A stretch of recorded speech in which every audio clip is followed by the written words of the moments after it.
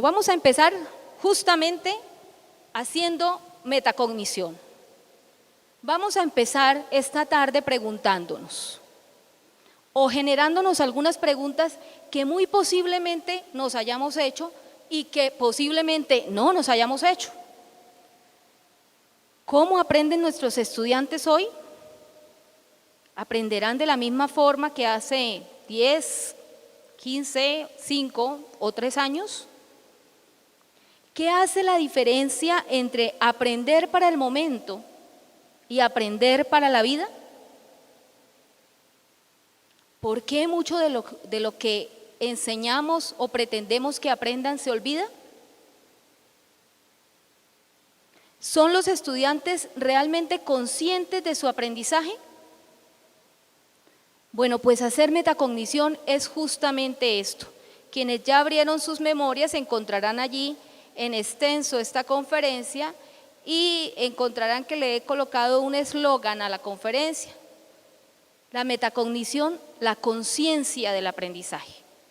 Esa es la frase que quiero que hoy se lleven de regalo y que empiecen a promover en sus aulas y en sus prácticas pedagógicas. ¿Cómo generar conciencia de lo que realmente aprendemos? Partimos entonces, como les decía, del enfoque en el que está sustentado este concepto de metacognición. Desde el enfoque socioformativo hemos comprendido las competencias. Este concepto yo sé que muchos ya lo han leído, lo han escuchado en diferentes momentos, en diferentes conferencias, pero es bueno recordarlo como marco general para que podamos ubicar la metacognición dentro del proceso formativo. Las competencias entonces las entendemos como esos procesos complejos de desempeño con idoneidad que desarrollamos en determinados contextos reales y que lo hacemos a través del ejercicio ético y el ejercicio de la idoneidad. Y esa idoneidad nos lleva a pensar en la transversalidad del fundamento de la responsabilidad en las acciones que emprendemos. Entonces, cuando comprendemos este concepto de las competencias, llegamos a entender que esos desempeños actuacionales que nos llevan a determinar unas actividades, unos problemas que podemos resolver en contexto, nos permiten comprender un contexto y actuar en ellos, no solamente pensando en contextos del ámbito profesional, sino comprendiendo la formación desde el proyecto ético de vida como base, que nos permite actuar en contextos también desde lo personal, lo familiar, lo laboral, lo investigativo. Es decir, la transformación misma de mi proyecto ético de vida de manera permanente, haciendo metacognición, lo cual me permite luego transformar los contextos. Primero parto de una transformación de mí mismo, de un mirar hacia mí mismo, para luego poder transformar las situaciones en donde voy a resolver problemas.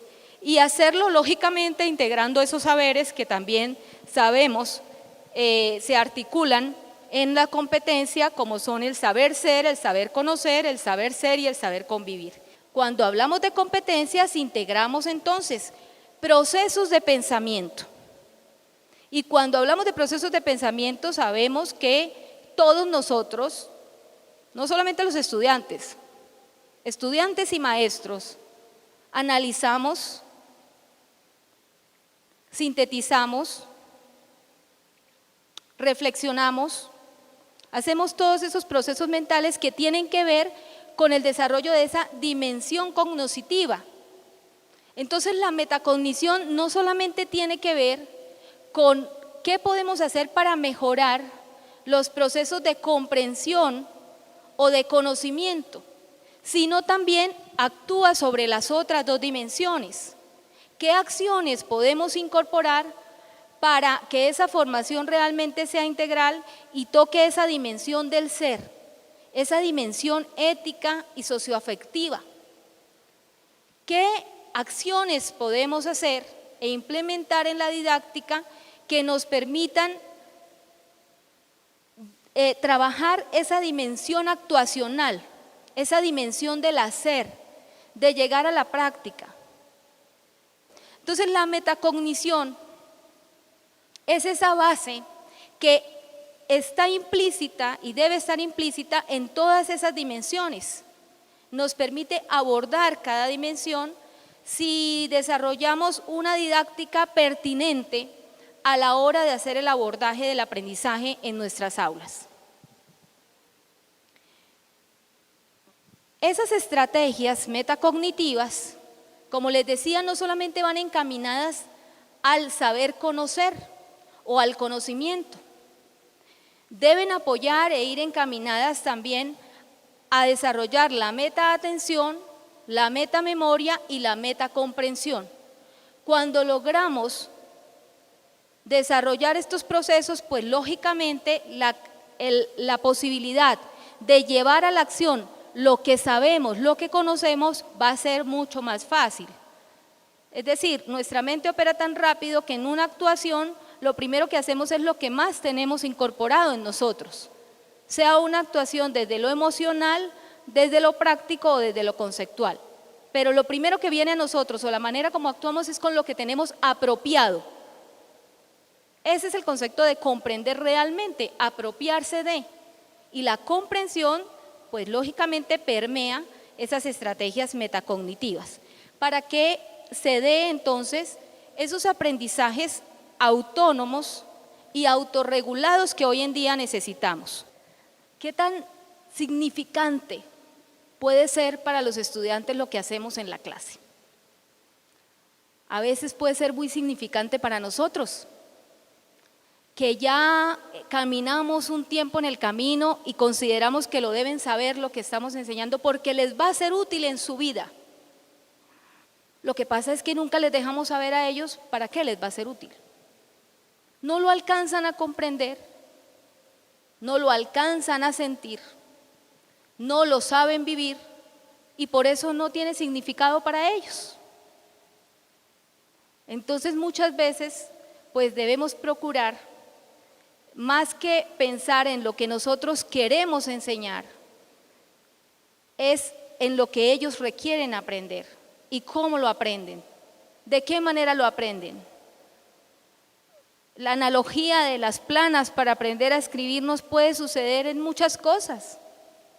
Consideramos que tal contenido, tal concepto, solo se aprende de una manera y seguimos haciendo la práctica didáctica de siempre. Y nos olvidamos de la cantidad de opciones didácticas que a lo largo pues, de la pedagogía y de la didáctica nos han ofrecido muchas personas y que podemos apropiar de manera pertinente de acuerdo a la competencia que vayamos a formar. Y consideramos siempre el aula como único espacio de aprendizaje.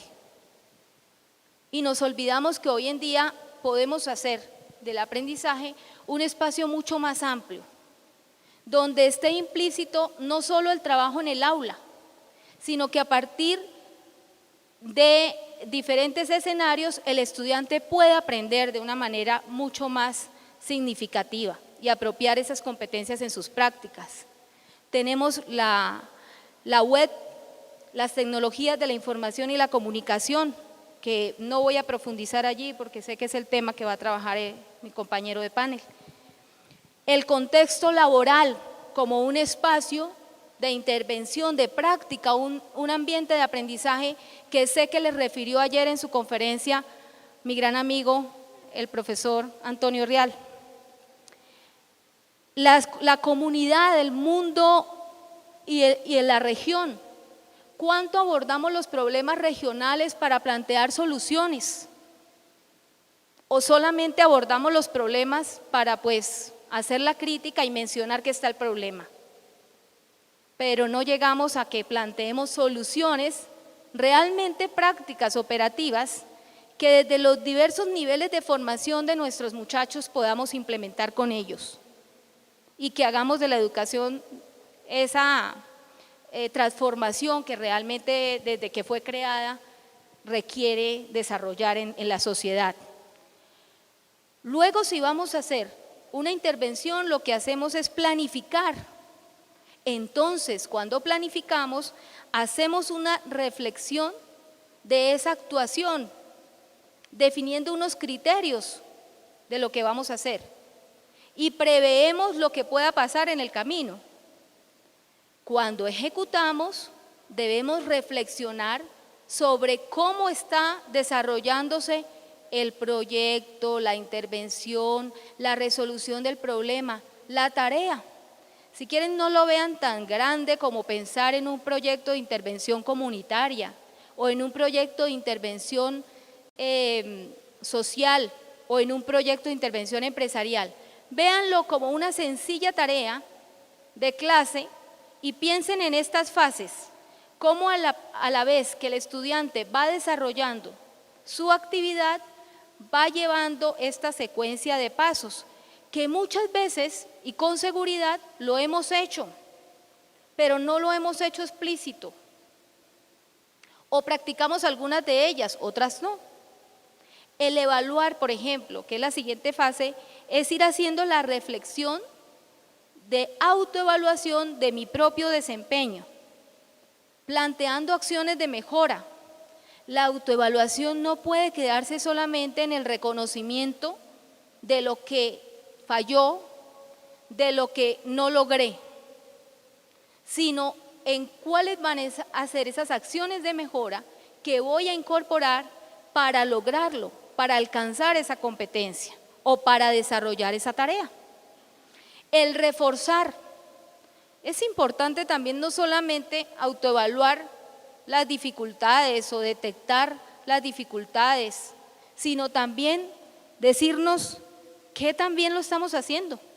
Eso también es importante. La automotivación es un elemento fundamental. ¿Planeado me lleva al logro de las metas?